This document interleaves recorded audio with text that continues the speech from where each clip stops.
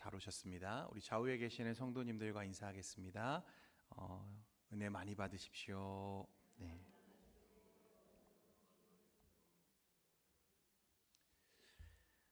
하나님께서 우리를 위해서 택하신 유일한 구속주는 우리 한 분 예수님이십니다. 예수님은 자신의 몸을 낮추셔서 인간이 되셨고 율법적 삶을 사시고 십자가에서 우리의 죄를 대신해서 죽으심으로 그 구원을 완성하시고 이루셨습니다. 그래서 그리스도의 그 낮아지심과 높아지심은 구원의 역사 속에서 중심적인 위치를 차지하고 있습니다. 하지만 그 그리스도께서 이루신 그 십자가의 구속의 은혜가 우리 각 사람에게 어떻게 적용될 수 있는가 하는 문제는 또 다른 문제라고 우리 지난 시간에 말씀을 드렸습니다. 단순히 예수님께서 십자가에 죽으시고 부활하셨다는 사실만으로 모든 사람이 자동적으로 구원에 이르는 게 아니라는 것입니다. 하나님께서는 이제 그리스도의 구원을 성령을 통해서 그 구속의 은혜를 우리 삶 속에 실제로 적용케 하십니다.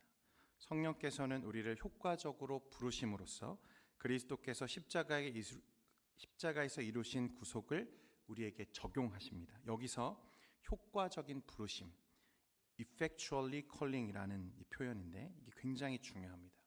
단순한 외적인 부름이 아니라 하나님께서 택하신 자들에게 주시는 내적이고 능력 있는 부르심을 이야기하는 거예요. 오늘 그 구원의 서정, 우리가 지난 시간에 나누어 보았던 구원의 서정 중에서 이제 이 효과적인 부르심과 거듭남에 대해서 오늘 이야기를 좀 나누려고 하는데요. 먼저 요한복음 3장에 보면 어떤 말씀이 나오냐면 예수님과 니고데모의 대화 장면이 나옵니다. 니고데모는 바리새인이었고 유대인의 지도자였고 율법에 정통한 자였습니다. 말하자면 당대 최고의 신앙인 그리고 지식인이었고 도덕적으로 사회에 많은 존경을 받던 자였다는 것입니다. 그런 그가 밤에 조용히 예수님을 찾아왔어요. 요한복음 3장 2절에 보면 그가 밤에 예수께 와서 이르되 랍비여 우리가 당신은 하나님께로부터 오신 선생인 줄 아나이다. 하나님이 함께 하시지 아니하시면 당신이 행하시는 이 표적을 아무도 할 수 없음이니이다 라고 말합니다. 니고데모는 예수님을 찾아와서 대뜸 예수님 나는 당신이 하나님께로부터 오신 선생인 줄 압니다 라고 말을 하는 거예요. 왜냐하면 당신이 행하시는, 그러니까 예수님이 행하셨던 이 표적들, 예수님이 행하셨던 그 수많은 표적들은 하나님이 아니시라면 아무도 할 수 없는 일이기 때문이라는 거예요. 그것을 보면 예수님은 보통 사람이 아니라 하나님의 사람 혹은 하나님의 아들이시라는 것을 내가 알 수 있겠습니다 라고 말하는 것입니다.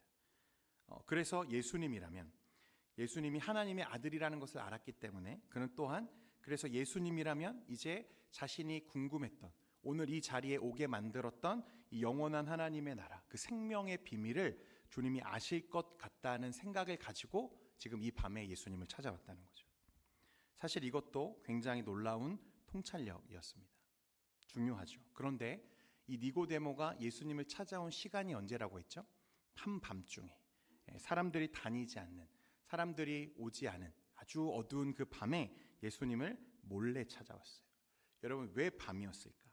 단순히 체면 때문은 아니었을 겁니다. 그는 자신이 살아온 삶, 그가 구축해왔던 인생, 그러니까 율법적인 삶과 그로 인해 쌓아 올린 명성 등을 잃어버리고 싶지는 않았던 것 같아요. 그래서 남들의 시선이 닿지 않는 어두운 밤에 예수님을 그가 몰래 찾아왔다는 것입니다. 그러니까 니고데모는 그동안 그가 살아왔던 이 율법적인 삶에 무언가를 좀 더 덧붙이면, 더하면 내가 가지고 있는 이 구원을 더 명확하게, 더 확신할 수 있을까 하는 궁금증을 가지고 밤에 몰래 예수님을 찾아왔다는 거예요. 그는 여전히 무엇을 의지하고 있냐면 율법적인 삶을 의지하고 있고 오직 율법이 하나님의 나라, 그 유일한 구원의 길이라는 것을 확신하는 사람 중에 하나였음을 우리에게 보여주는 것입니다. 그런데 그는 아마도 그가 지금까지 배워왔던 것, 그리고 행해왔던 것들, 그리고 지켜온 것으로는 무언가 근본적으로 조금 부족한 것 같다는 내면의 공허함을 느꼈던 것 같아요. 그래서 그는 그 밤에 체면을 불구하고 예수님을 몰래 찾아와서 묻고 있는 것입니다. 그러니까 예수님은 그런 니고데모의 영적인 상태를 정확하게 꿰뚫어 보고 계셨어요. 그래서 3절 말씀에 보면 뭐라고 말씀하시냐면 예수께서 대답하여 이르시되 진실로 진실로 내게 이르노니 사람이 거듭나지 아니하면 하나님의 나라를 볼 수 없느니라 라고 말씀합니다. 그러니까 니고데모는 예수님, 저는 예수님이 하나님의 아들인 줄 압니다 라고 말했을 뿐인데 예수님은 뭐라고 대답하세요? 진실로 진실로 내게 이르노니 사람이 거듭나지 아니하면 하나님 나라를 볼 수 없느니라. 핵심을 바로 찔러 들어가시는 거죠. 예수님은 율법의 의로는 하나님의 나라에 들어갈 수 없고 사람이 어떻게 하지 않으면, 거듭나지 않으면, 다시 태어나지 않으면 그 하나님 나라에 아무도 들어갈 수 없다고 말씀하셨습니다. 율법이 아니라는 이 말씀에 여러분 니고데모는 아마 하늘이 무너지는 것 같은 충격을 받았을 것입니다. 그는 지금까지 한 번도 의심해 본 적이 없죠. 그리고 자신이 살아온 그 율법적인 삶으로 인해서 자신이야말로 하나님 나라의 가장 가까운 자 중에 하나로 여겨왔을 게 확신한데 그렇게 생각하고 있고 그렇게 그런 마음을 가지고 예수님을 찾아왔는데 예수님은 반대로 너처럼 종교적으로 철저하고 도덕적으로 흠이 없는 자도 하나님의 나라에 들어갈 수 없어 라고 지금 말씀하고 계시다는 거죠. 니고데모가 예수님의 말씀에 반문합니다. 4절에 보면 사람이 늙으면 어떻게 다시 태어날 수 있습니까? 어머니 뱃속에 다시 들어갔다 나올 수는 없지 않습니까? 라고 예수님께 다시 물었어요. 이게 니고데모의 한계인 거죠.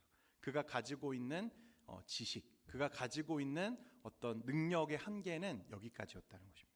그는 율법은 알았고 율법의 외적인 순종을 하는 삶은 잘 살 수 있었지 몰라도 그는 성령을 알지 못하는 거죠. 외적인 순종은 있었지만 내적인 변화는 없었다는 것입니다. 예수님은 다시 명확하게 그에게 설명하시는데 사람이 물과 성령으로 나지 아니하면 하나님 나라에 들어갈 수 없느니라 라고 말씀하셨어요. 물과 무엇으로요? 성령으로 나지 아니하면 하나님 나라에 들어갈 수 없다. 여러분 이 말씀은요 예수님이 에스겔 36장 25절에서 27절 말씀을 인용하시면서 하신 말씀이에요. 여러분 앞에 스크린 보시고 함께 25절부터 27절까지 함께 읽겠습니다. 시작. 맑은 물을 너희에게 뿌려서 너희로 정결하게 하되 곧 너희 모든 더러운 것에서와 모든 우상 숭배에서 너희를 정결하게 할 것이며 또 새 영을 너희 속에 두고 새 마음을 너희에게 주되 너희 육신에서 굳은 마음을 제거하고 부드러운 마음을 줄 것이며 또 내 영을 너희 속에 두어 너희로 내 율례를 행하게 하리니 너희가 내 규례를 지켜 행할지라. 아멘. 이게 에스겔 36장 말씀입니다. 내가 맑은 물을 너희에게 뿌려 너희를 어떻게 한다? 정결하게 하되 새 영을 너희 속에 두고 새 마음을 너희에게 줄 것이며 내 영을 너희 속에 두어 너희로 내 율례를 행하게 하리니. 그러니까 예수님은 지금 구약의 새 언약의 약속을 니고데모에게 지금 설명하고 계시는 거죠. 하나님의 나라와 구원은 외적인 순종에 달려있지 않고 내적인 변화와 거듭남에 달려있다는 것을 주님께서 말씀하시는 거예요. 그래서 성령으로 나지 않으면 하나님 나라에 들어갈 수 없어. 그리고 그 말은 어디에 기록되어 있는 말씀이죠? 에스겔 말씀에 이미 너도 알고 있는 말씀이잖아 라고 설명하고 계시는 거예요.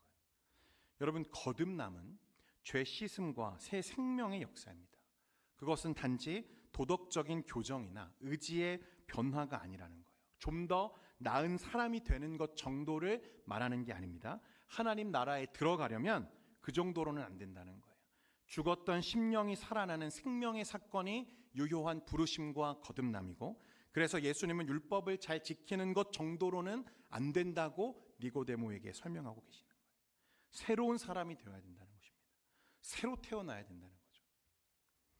예수님은 더 나아가서 성령의 일하심은 바람과 같다고 비유하세요. 그래서 요한복음 3장 7절과 8절에 보면 내가 내게 거듭나야 하겠다 하는 말을 놀랍게 여기지 말라. 바람이 임의로 불매 내가 그 소리는 들어도 어디서 와서 어디로 가는지 알지 못하나니 성령으로 난 사람도 다 그러하니라. 여러분 이 말이 무슨 말입니까? 그러니까 그 성령의 역사, 내적인 부르심, 그리고 성령의 그 강력한 소명하심, 우리를 부르시는 사건은 우리의 계획이나 결심으로 이루어지는 일이 아니라 전적인 성령 하나님의 주권적인 사역이고 역사임을 주님께서 말씀하시는 거예요.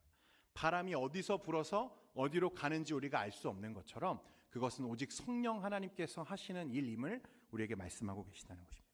바람처럼 자유롭지만 그러나 분명하게 나타나는 생명의 흔적, 그것이 바로 유효한 부르심, 성령의 역사이고, 그로 인해 우리 안에 일어나는 변화가 무엇이냐면 거듭남, 새로 태어남을 우리가 경험하게 된다는 거예요.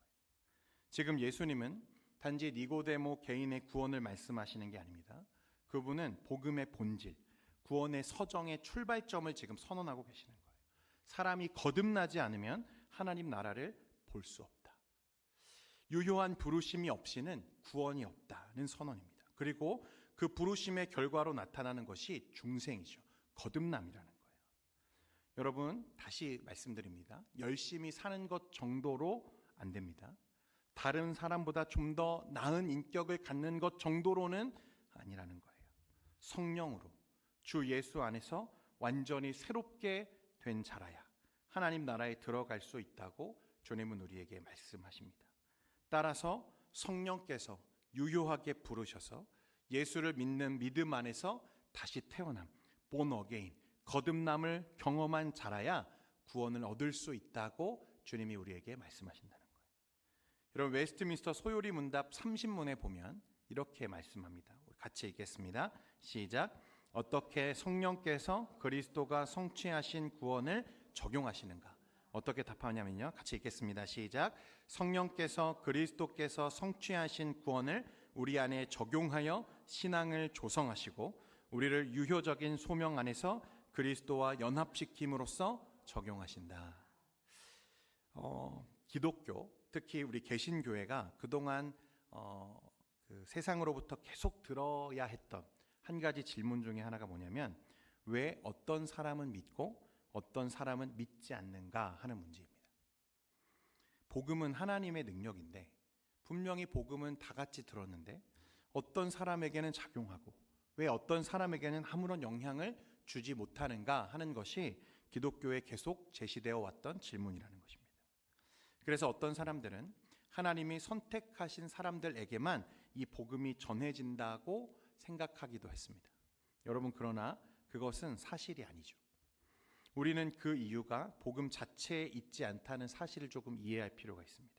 그러니까 그 사람이 믿는가 믿지 않는가는 우리가 들었던 외적인 복음 자체에 그 차이가 있는 게 아니라는 것입니다.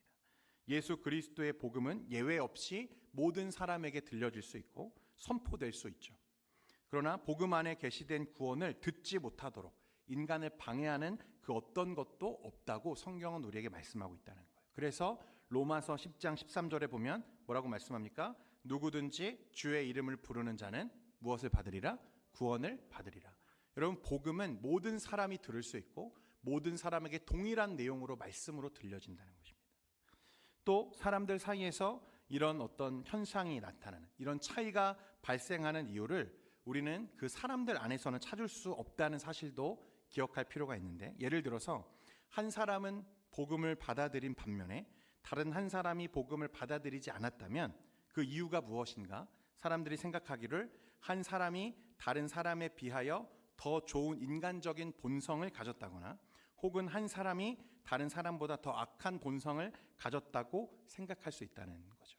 쉽게 말하면 뭐냐면, 저와 여러분이 구원받은 게 저 세상에서 구원받지 못한 사람들보다 좀 더 나은 인간적 본성을 가졌기 때문에 하나님이 나를 구원하셨다고 생각할 수 있다는 말입니다. 여러분, 그러나 그것도 사실이 아닙니다. 성경은 그렇게 말하지 않죠. 성경은 모든 사람이 본질상 허물과 죄로 죽었다고 말씀합니다. 자신의 자연적인 의지와 욕망을 통해서 복음을 받아들인 사람이 아무도 없다고 주님 말씀하세요. 고린도전서 2장 14절에 보면 이렇게 말씀합니다. 같이 읽겠습니다. 시작. 육에 속한 사람은 하나님의 성령의 일들을 받지 아니하나니 이는 그것들이 그에게는 어리석게 보임이요 또 그는 그것들을 알 수도 없나니 그러한 일은 영적으로. 그러니까 하나님께서 인간을 그 자신의 능력이나 자신의 자연적인 욕구에 방치하신다면 지상에서 복음을 받아들일 수 있는 사람은 아무도 없다는 것이 성경이 우리에게 말하는 바라는 거예요.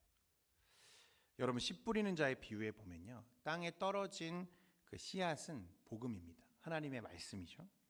그런데 그 씨앗이 길가에도 떨어지고 돌밭에도 떨어지고 가시덩굴에도 떨어지고 옥토에도 떨어집니다. 분명 같은 씨앗인데 열매는 어디에만 맺히죠? 옥토에만 맺힌다는 거죠. 길가에 떨어진 씨앗은 복음을 듣는 자입니다. 하지만 마음이 완고하죠.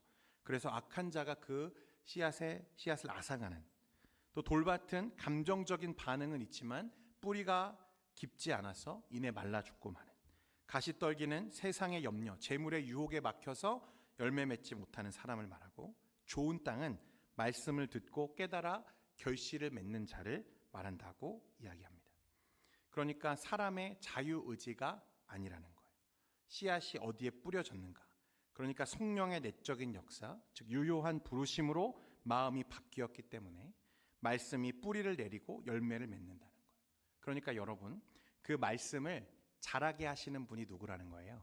하나님이시라는 거예요. 우리는 물을 주고 씨를 뿌릴 수는 있지만 그 씨앗을 자라게 하시는 분은 하나님이세요.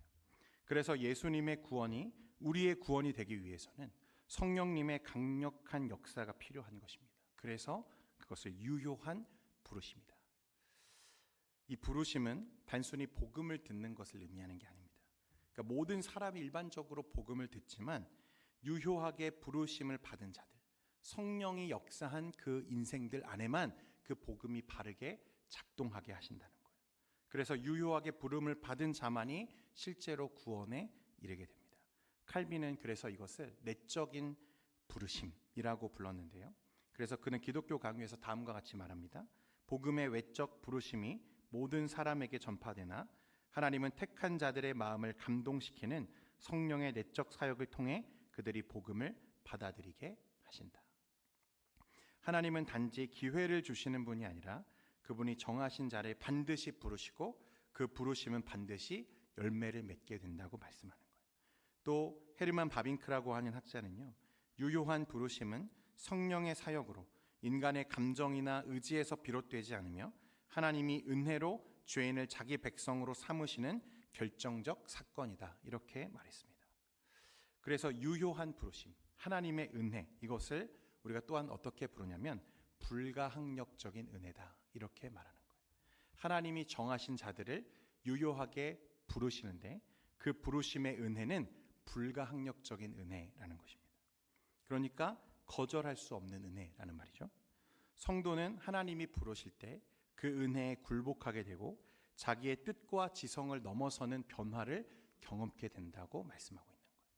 그것을 일으키시는 주체는 누구라고요? 성령 하나님이십니다. 여러분, 그 하나님이 우리 인생들을 부르실 때요, 그 시기와 방법, 속도는요 다 다른 것 같아요. 여러분들은 어떠셨는지 모르겠는데 저는 모태신앙으로 태어나서 고등학교 여름 수련회 그 허름한 예배당 구석 모퉁이에서 기도하다가 하나님을 인격적으로 만났습니다. 사실 모태신앙이기는 했지만 못된 신앙이어가지고 하나님을 잘 몰랐어요. 저는 하나님이 없다, 그렇게 거의 정서적으로, 감정적으로, 이성적으로 제 스스로 확신해 가던 중이었거든요.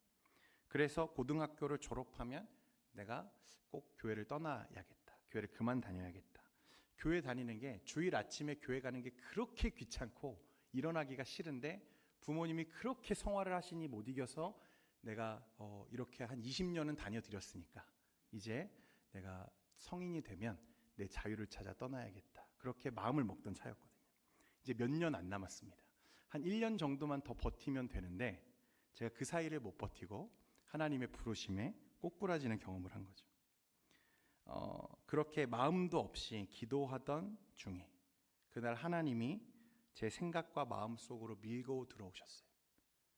아직도 저는 그 순간이 정말 생생하거든요. 뭔가에 감전된 것 같이 압도되는 경험을 제가 합니다. 그래서 이전까지는 하나님에 대해서 하나도 믿을 수 없고 불신하던 제가 하나님의 살아계심을 믿게 되는 순간이 되었던 거죠. 그리고 나서 곧바로 이제 회개가 터져 나오기 시작하더라고요. 하나님의 생각이 제 생각과 마음을 밀고 들어오는 경험이었어요.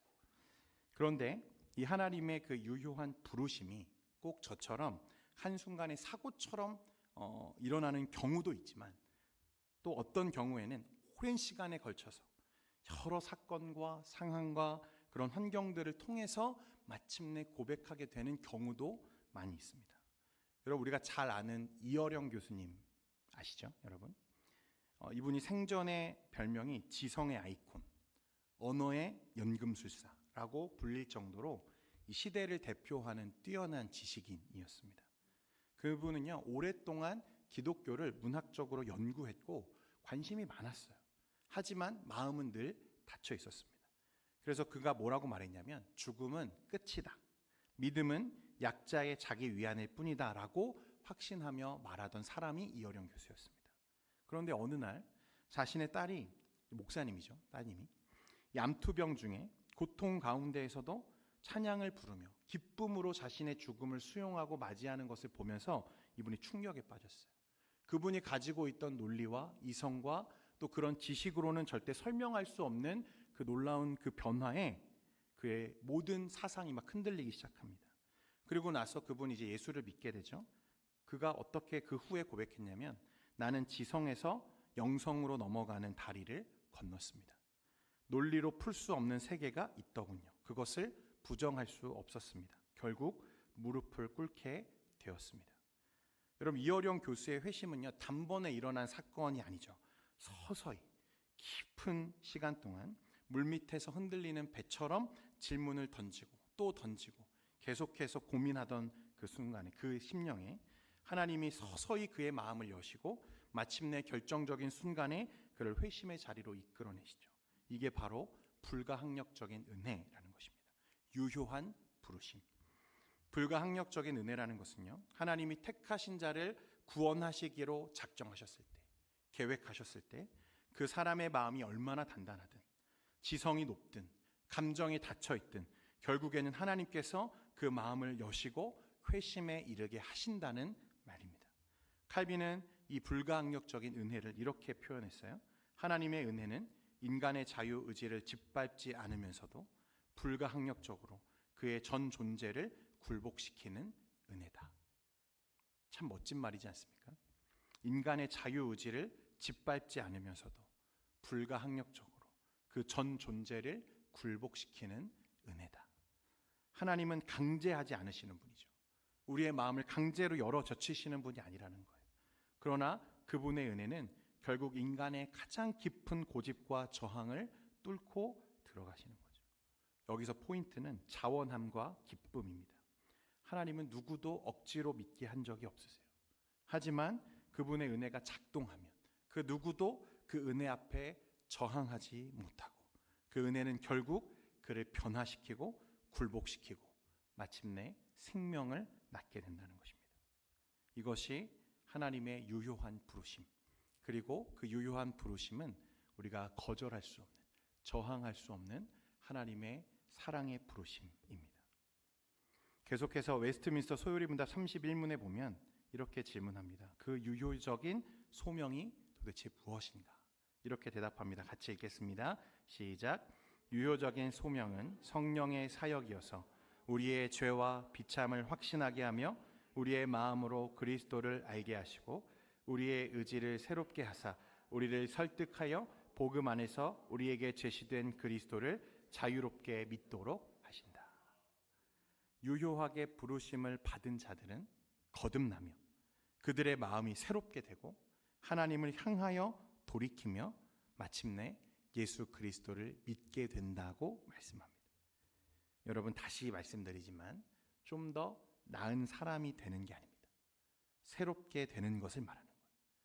율법과 자신의 의를 의지하던 삶에서 돌이켜서 오직 우리의 구원과 생명을 예수께 의지하는 자가 되도록 하시는 역사.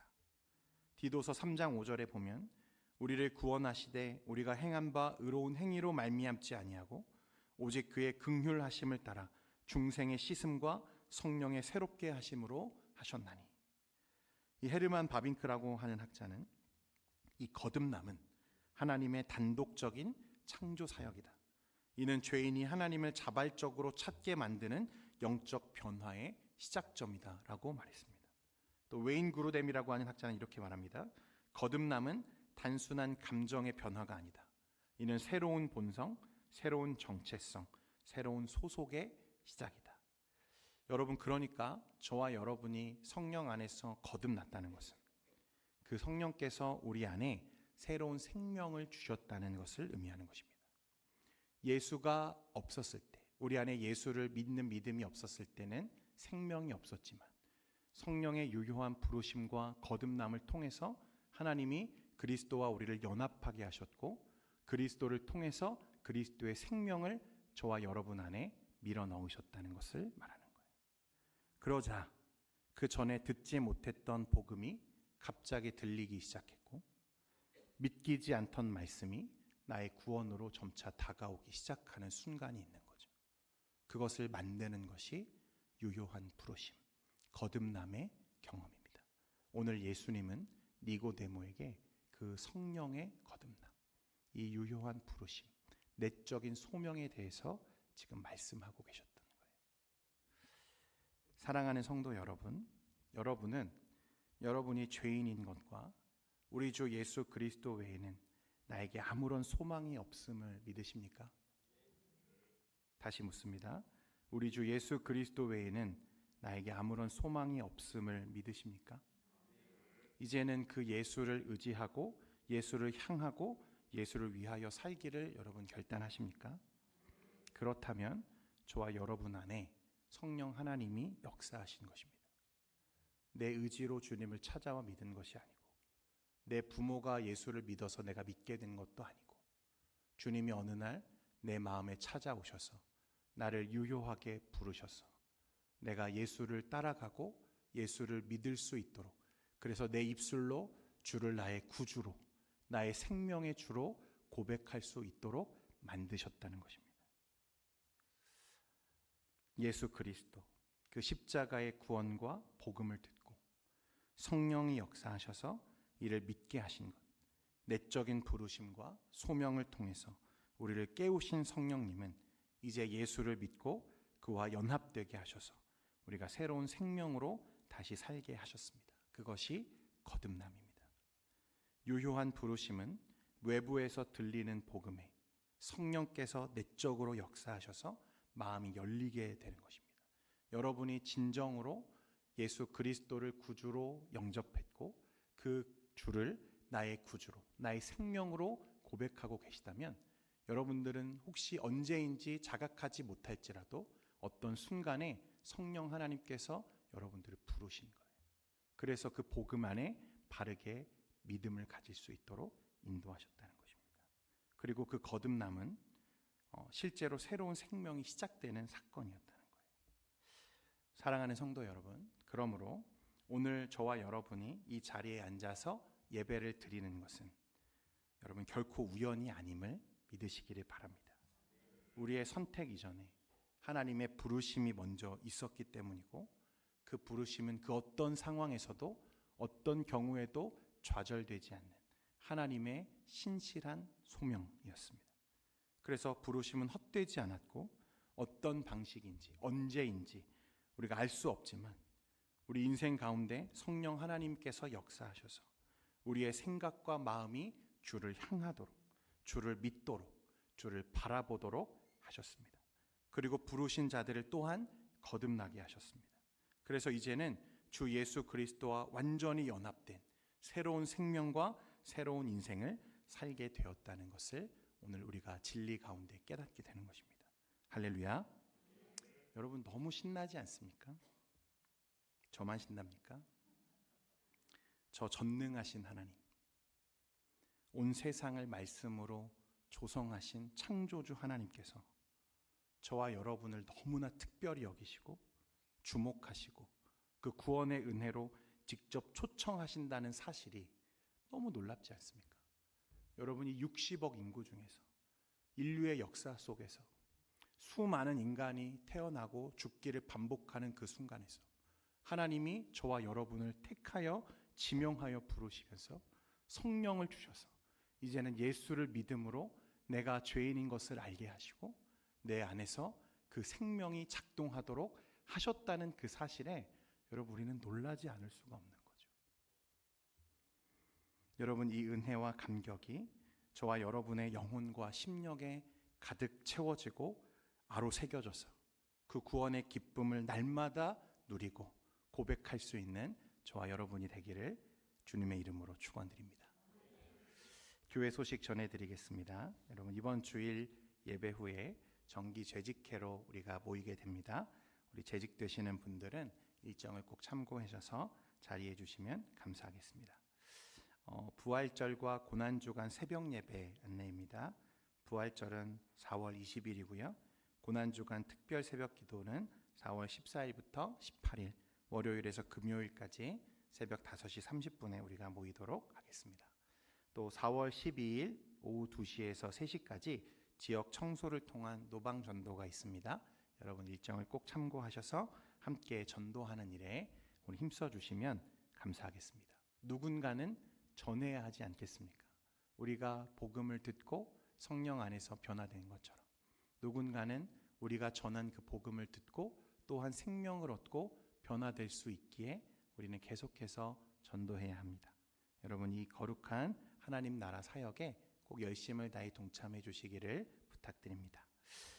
다른 광고들은 주보를 참고하시면 좋겠습니다. 제가 기도하겠습니다. 존귀하신 하나님 아버지, 오늘 이 귀한 밤에 하나님의 말씀으로 우리를 초청하여 주시고 우리가 누리고 있는 이 복음의 은혜, 구원의 생명이 얼마나 귀한 것인지를 또한 깨닫게 하시니 감사합니다.